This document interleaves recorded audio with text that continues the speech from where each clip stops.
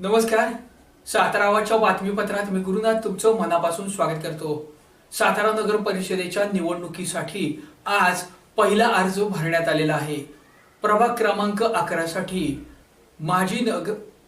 सातारा विकास आघाडीच्या माध्यमातून निवडणूक लढलेले माजी नगरसेवक वसंत लेवे यांनी खरं तर आज अपक्ष म्हणून अर्ज भरलेला आहे.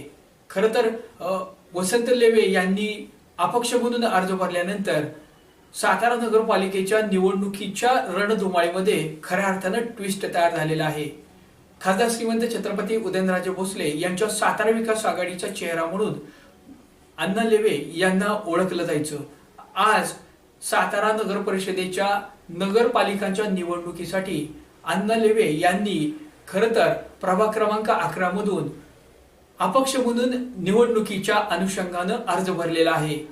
सातारा नगरपालिकेच्या निवडणुकीच्या अनुषंगानं खरं तर त्यांनी अर्ज भरून आता उमेदवारांना अर्ज भरण्यासाठीचा श्रीगणेशा खरं तर वसंत लेवे उर्फ अण्णा यांनी केलेला आहे.